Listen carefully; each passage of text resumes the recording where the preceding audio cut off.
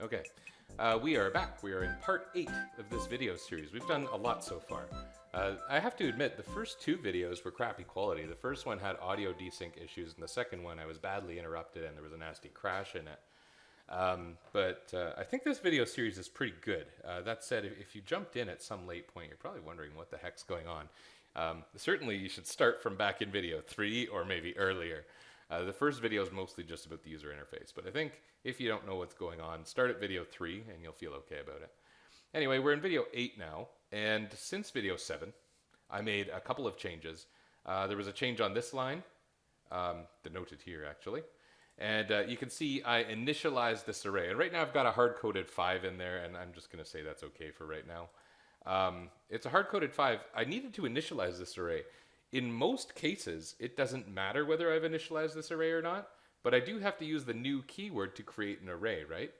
And in most of my constructors, like this one, for example, I set valid styles equal to a new array instance, and that's no issue at all. But then there's a problem down here in this one where all I'm doing is setting the individual indexes of that array to a value. And if that array hasn't been initialized yet with the new keyword, that's an issue. And when you're missing that new keyword somewhere where you need to have an instance of a class, like the array class or the list class or whatever class you've created, you'll get an exception popping up. And the exception is hard to understand in plain English. It's written in jargon. And the jargon is something along the lines of object reference is not set to an instance of the object. And that means that's terrible language, right? Like, who can understand that? But what that's referring to is the new keyword is missing. There's no instance because the instance only exists once the keyword new is used. And so I had to make sure to include this. I needed to initialize that array.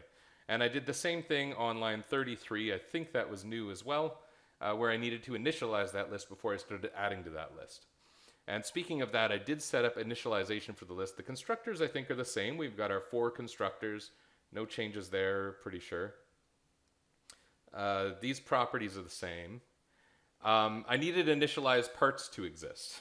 And the other changes on every one of these properties, I had to add in the keyword static. I don't want to make an instance of the part class every time I call these. Well, those aren't properties, actually. Those are methods. Every time I call those methods that access the array of parts of a specific game style, I don't want to use that. So I use the keyword static, and what that means is I can call them by calling part.get Super Mario 3D World parts, and that will give me the array of parts, which is great. Yeah. That'll give me an array of parts. That's useful. And then there's initialize parts, which apparently is the only part I never documented. And what this does is this creates the list of parts with their supported styles. And you can see what this looks like. This is roughly 150 lines that use the constructors we set up in the last video. And the constructors were the bulk of the last video, weren't they? And this is a great opportunity to show you how important that work was, setting up those constructors. And for your work in NetD2 202, and probably in the next course, you probably never need more than 2 or maybe 3 constructors. Having 4 constructors is pretty unusual, especially ones like this. Usually one's the default. I haven't even used the default constructor, really. But right here, you can see, I hover over the word part, and it says part, and it says +3 overloads. And what that means, overloads are other versions of the same method with different parameter lists, to put it one way. And so we set up 4 constructors, and that's where it's saying, like, here we're calling this method of the part class called part, which is really a constructor. It's a constructor of the part class. And it says, by the way, there's 3 other constructors, but this is the one where the parameter is a string called name. And it says here, constructor that creates a part supported in all game styles. So the question mark block that you might know if you've ever played a Mario game, or even a Mario Kart game. Question mark blocks are in that too, right? They usually give you some random item or something. And question mark blocks are in all game styles. Now the brick block is in all game styles except Super Mario World. So when I hover over this second constructor, the word part there on line 359 for me, it says here, part, string name, bool, is in Super Mario Bros. Bool is in Super Mario Bros. 3. Bool is in Super Mario World. So this is the constructor that takes the name and 5 Boolean parameters. And it's going to indicate which styles support it. So brick blocks are brick blocks are in Super Mario 1, they're in Super Mario 3, they are not in Super Mario World, they are in Super Mario U, and they are in Super Mario 3D World. So this is a bit of an outlier case, these ones where we have to list all 5 parameters, but that's why that fourth constructor, this one here, works. And that information about what's being called, all the information about the parameters, that summary I was just seeing, is listed here. It's all this XML styled documentation that I've been telling you I like so much. It builds that into the development environment. Let me make up a new part here like this. I go parts.add, I say new part, and we're going to make a block called a Kyle block. And check this out. I type Kyle block. And then it says here, this is the second constructor of 4. The first one's the default constructor. And this information here comes from the summary XML. So like this is why we love having well-documented functions and event handlers. That summary comment at the top of it is really useful in .NET. So here's the constructor, and it says the parameter you're entering right now is called name, and it's the name of the part. And I can switch here. I can look, oh, this is that one that indicates whether it's supported in 3D World or all styles but through Mario 3D World. And then here's the one that's the fourth constructor. Constructor that creates a part and allows you to specify which exact game styles the part is valid for. Let's say that the Kyle block only exists in the last 2 styles. So I type a comma, and now it says there, is in Super Mario Bros. Is the part valid in Super Mario Bros? False. Comma, is the part valid in Super Mario Bros. 3? False. Is the part valid in Super Mario World? And this all comes from my documentation. This all comes from my documentation. I've built that into the IDE for anyone who wants to write code interfacing with this part class. And if it were just me, you know, this is still good. But if I were working with a team, or if I needed to communicate with someone who wasn't a coder or someone new to this system, that's so valuable. That's incredibly valuable, having all of the instructions about what the parameters are. And that's how we use the class library. Every time we write a piece of code to do with an array, every time we interface with the array class, and we say, like, well, what do I have? I have a parts list. Anytime I go to use one of these methods or properties, it'd be nice to get a method, actually. Parts.add range. Okay, it only has one. But you can see, like, you know, here's the description of what is in the class library, this add range function that's available to lists, and then the collection. And it says, like, this is what this is. This is what we're asking for. And having that there is just part of being a Microsoft programmer. It means you have access to so much, and the explanations are all built in. There's no looking things up once you have a reasonable level of comfort with what you're looking at. Of course, we still look things up, because there's always things we're less comfortable with. Anyway. So here's the initializing list. And it's basically a list of every part I could find listed, or remember, from Mario Maker 2, including all of these Super Mario 3D World specific parts that we didn't include before. And so now we're going to change the code so that we are supporting Super Mario 3D World. This change is going to be a big change. I'm going to get away from the part class now, because this video is about implementation, and we're going to start looking at ironmariochef.cs. We're going to change the way this works pretty substantially.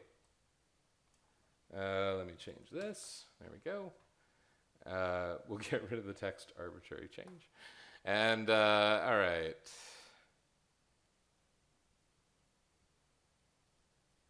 I guess that's all right.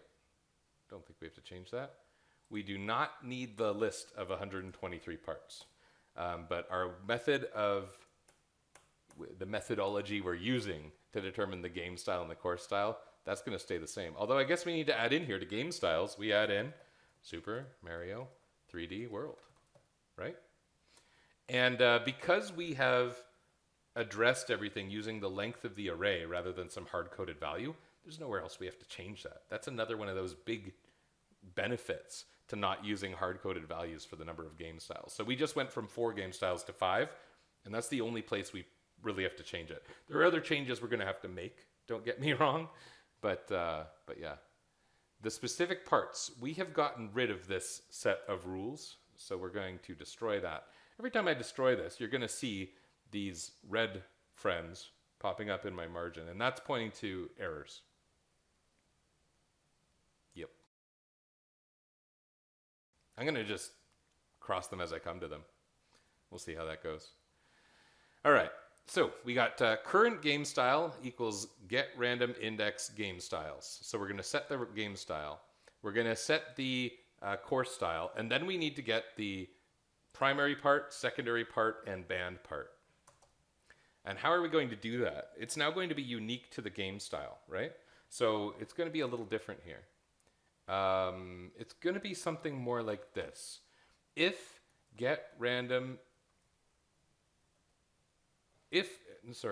current game style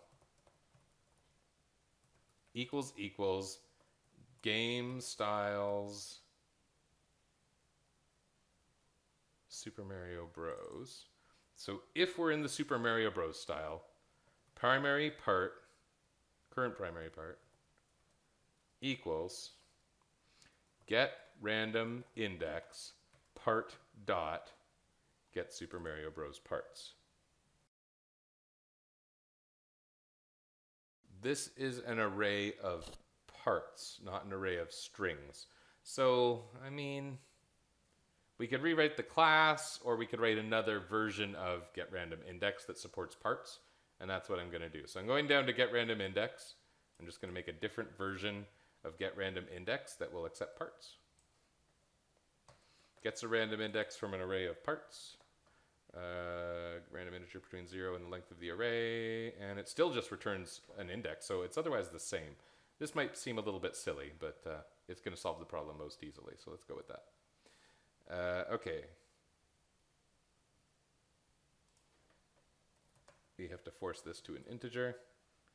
Game style Super Mario Bros. And we get the current primary part, same as we did. You know what we should also do is set the name of the part. I'm going to do it like this. I'm going to set it in a variable rather than writing it to the output, because I'm going to do my output all at once. Besides style preference in wanting to do the output all at once, there's no benefit in this. Current primary part name. And these are strings. And I'm just going to record the name of the part right now because it's easiest in terms of processing. To not have to write a second piece of logic that's going to check the game style and so on. So current primary part name equals part dot get Super Mario Bros. Parts index current primary part. How bad is that? Did I mess it up? This returns an array. Current primary part. Oh, dot toString. We need to use that toString method we cooked up earlier. Look at that. That will probably do what we want. Probably. It'll be great. Yeah. So that's setting the name. So what this is doing, because I think this requires some explanation. I'm setting the current primary part equal to a random index from the array of Super Mario Bros. Parts, right? And then I'm setting the name of it equal to that same array at the index that we just determined randomly converted to a string, right? All right. And then the next piece of this logic, and so this is this essentially. It would be nice. I could have genericized this get parts thing into taking a game style and determining it in a class. That'll end up making the code a little neater. But I think given the work I've put into it already, I'll probably just make it so that this code works using this style of the method because I've written it this way. And that might sound a little yucky, you know. These videos are only sort of planned out. So I think I'll just take some time to code that and I'll speed it up in the video. There we go.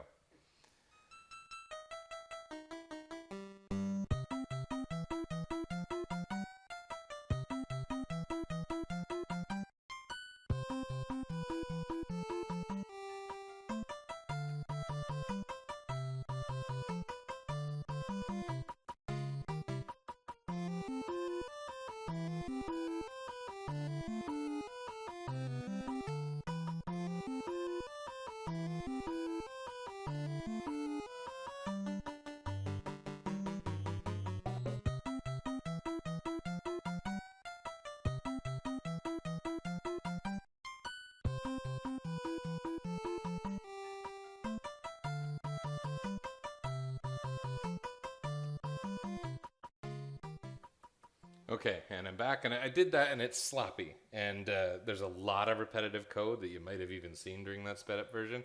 And so I have to tell you, I'm going to separate that out to a method because you don't want that much repetitive code. That will be separated out into a method, I promise. I'm doing it after this. But I don't want it to consume what we're doing. I want this to get working. So it says here, call a function to sanitize and output the random parts. And you might remember this from video 5 if you've been watching the series. But basically, I don't need this anymore. So I don't need to sanitize anything because of the new way it's coded, where only the supported blocks are available in that array, right?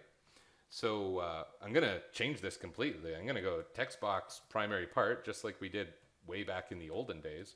And I'm going to set it equal to current primary part name. And that's all I need to do. Like there's no sanitizing.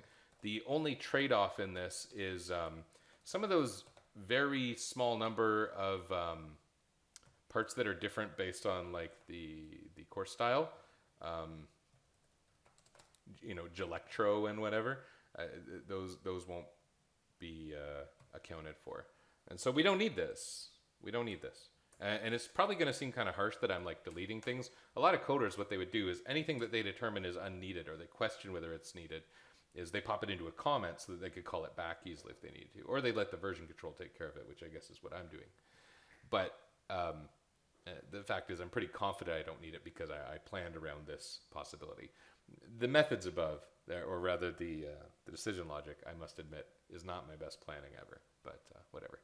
All right. So assign the randomized parts to the text boxes.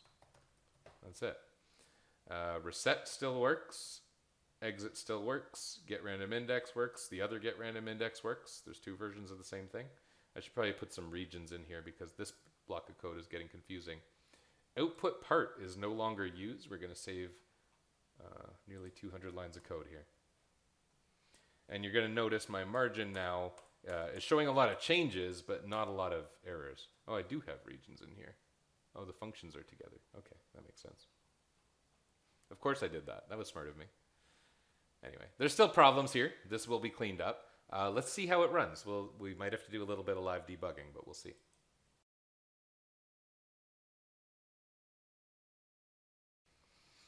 We're going to look for a few of those style-specific blocks to see that the randomizing is working. And we're going to check for our crash now. Oh, we got one. Oh, that's too bad. Okay. We went out of the bounds of this array. Yeah. Primary part 0.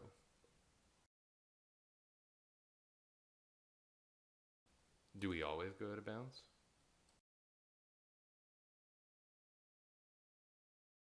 We got 2 3D world. That's making me wonder if the randomization is going a little bit wonky and maybe always picking 3D world. Okay, it's not. All right.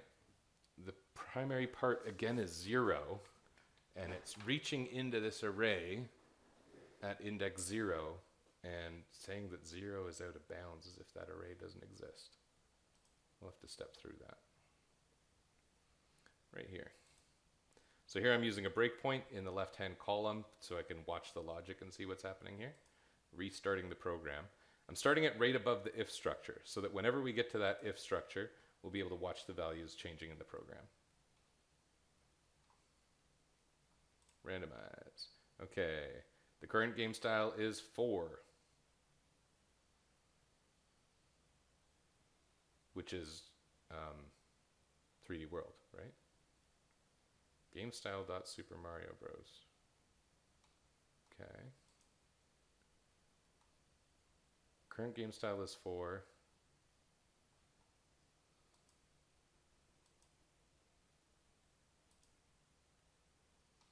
Okay, we're in 3D World here. The game style's 4.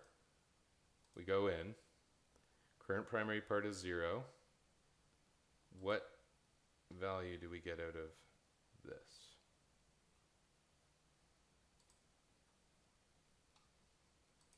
Okay. Parts array, collected parts 0. For each candidate part in parts,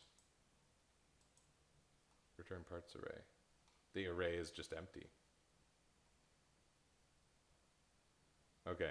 Got a dramatic flaw in this piece of logic, which is a significant piece of logic, right?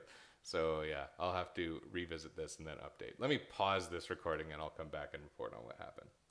I was only paused for about 3 seconds before I realized what was wrong. I never initialized the list. I never initialized the list at all. Oh, it's terrible. So my intent was, here in the auto-generated code that initializes the form, it's no longer going to be all auto-generated code because I have a method called part.initializeParts. And that's where the things get added to the list. So I never did that. Auto-generated code to initialize the form. Plus, we initialize the list of parts.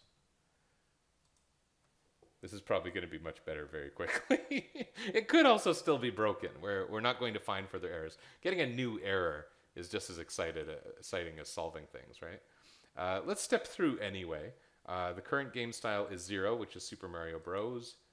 The current primary part is 0. We go through each thing in the array, and we add it in. Okay, it's working. I'm going to hit continue. Look at this. Okay, let me take out my breakpoint. Let's do a few tests. Super Mario Bros. U, all the parts are supported. Mario World, all the parts are supported. Mario World, all the parts are supported. But what we want to see is something unique, right? Something that's only supported in a specific style would be very encouraging. So there's one. The Master Sword is only supported in Super Mario Bros. The P-Balloon is only supported in Super Mario World. Super Hammer, only supported in Mario 3D World. I think we got it. It's hard to test something like randomization across a list of 150 items exhaustively. And I could write a test for that. But I think we'll just test it anecdotally. There's still more I want to change. In the next video, what we'll end up doing is improving the user interface and more properly using lists. And I am also going to clean up the very repetitive piece of code here. What I'm talking about, just to be clear, is right here, it says, if the game style is Mario Bros, randomize the primary part. And then it says, if it's Mario Bros 3, randomize the part. And then down here, it says, randomize the secondary part and randomize the secondary part for Mario 3 and randomize the secondary part for Mario World. And then down here, it does the same thing for the band part. But like this block of code essentially pops up 15 times here. And it's only one decision logic statement and 2 additional statements. But the maintenance of this would be pretty yucky, I think. And I think we've got a good method to clean it up. So we'll fix that. But I do think we have the logic working. We've eliminated a lot. Like I took a lot of code out. Is that worth it? I mean, it was working in the first place. But I do think this is going to result in good things. And I think having the parts and their properties, the lists, the ease with which we were able to support Super Mario 3D World, I think is a really good thing. We didn't have to write a bunch of special case code. We took out all the special case code. There are no special cases now. We made a class that accounted for all those special cases, and it now properly returns those parts supporting all 5 styles. This is a fully functional product, really. Barely tested, but fully functional. But we can make it better, and we can do it while we tie into the next concept in .NET. So we're going to do that. Let's leave it at that.